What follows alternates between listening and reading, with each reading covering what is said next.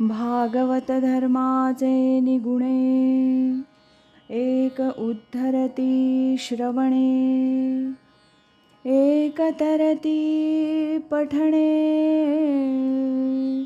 एक निस्तरती ध्याने, संसार पाशा। पूजनीय स्वामी कृष्णानंद लिखित शुक उवाच श्री एकनाथी भागवत भावार्थ कथा या ग्रंथातील आज ऐकूया पुष्प 8 अवधूतांचे गुरुगुण आणि गणिका गीत याचा भाग 3। राजा, सत्यधर्माचा सत्कर्माचा संग्रह जरूर असावा, पण अधर्म आणि दुष्कर्म ह्यांच्या सावलीलाही नसावं। जीवाकडून तो पाप घडवून घेतो आणि पापाचे भोग नाशाकडेच जाणारे असतात। त्यात कनककामिनीचा संग तर महानाश घडवतो। हे मी गजगजी यांच्या संयोगातून जाणलं। हत्ती हा बलाढ्य प्राणी आहे, तितकाच बुद्धिमानही आहे। मोठमोठे वृक्ष उन्मळून टाकण्याचं सामर्थ्य त्याच्या एका सोंडेत असतं। हत्तीचा एक पाय अंगावर पडला तरी माणूस गतप्राण होतो। पण त्याच हत्तीला पकडायचा असेल तर शिकारी एक युक्ती करतात। एका हौदात हत्तीणीची प्रतिकृती उभी करतात। हत्ती हत्तीणीला पाहताच मोहित होतो, त्याचा माज वाढतो, तो उन्मत्त होतो। तिच्या संगतीत क्रीडाभोग घेण्यासाठी धावतच खड्ड्यात आपणहून उडी घेतो। आपण बलवान आहोत हे विसरून तिच्या पुढे लोळण घेतो। शिकाऱ्याला आता फक्त साखळ दंड बांधायचेच काम असतं। हत्ती अडकला जातो।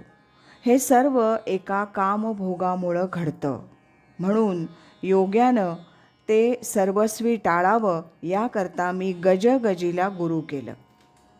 यानंतर मधुहर्ता, मृग आणि मत्स्य या तिघांनाही अवधूत गुरुस्थानी का मानतात हे त्यांनी थोडक्यात सांगितलं।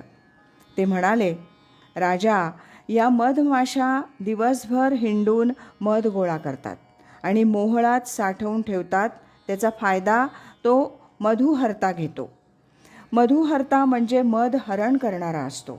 स्वतः कष्ट न करता त्याला लाभ होतो।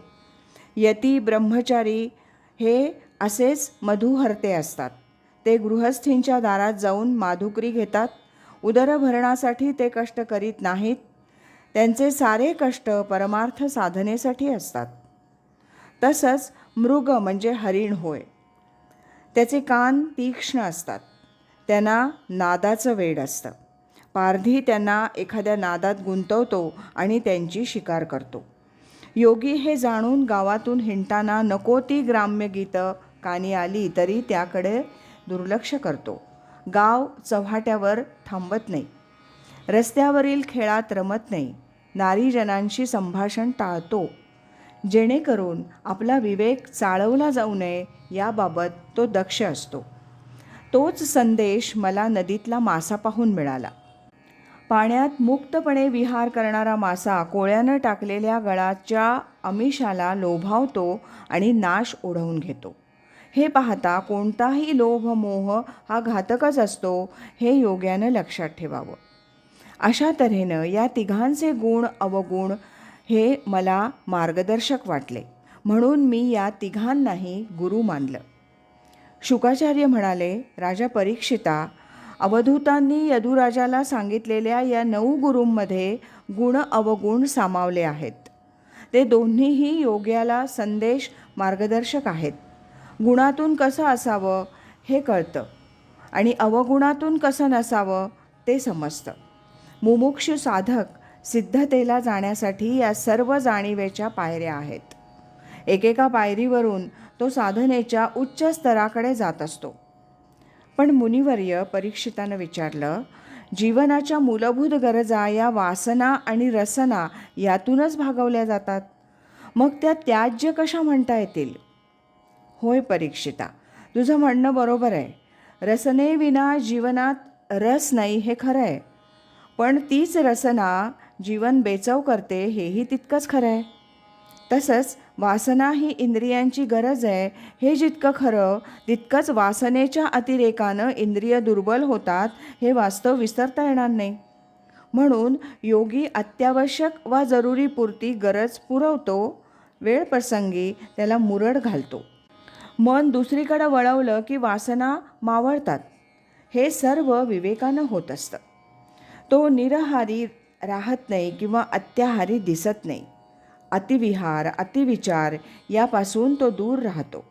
स्वैराचार, दुराचार याचा स्पर्श मनाला होऊ देत नाही. कोणतीही वासना वा लालसा उदय पावू लागताच विवेकाचा लगाम खेचून ती भावना तो आवरतो. परीक्षिता, अशाच साधनेतून योगी सायुज्याचा पंथ चालत असतो. तेव्हाच त्याला ब्रह्मानंदाची प्राप्ती होते. थोडक्यात सांगायचं म्हणजे कोणत्या ना कोणत्या कारणानं साधकाच्या ठिकाणी विरक्ती यावीच लागते. ह्यासाठी अवधूतांनी वेश्येला गुरु केलं कसं ते ऐक, शुकाचार्य म्हणाले. आता तो भाग आपण उद्याच्या भागात ऐकूया. आज इथेच थांबूया. नमो व्यासमूर्ते नमो शुकदेवा, दिला मुमुक्षुसी त्वा अक्षय ठेवा. कथा भावरूपे घडली हाते, करी समर्पित गुरुचरणाते. हरि ओम तत्सत.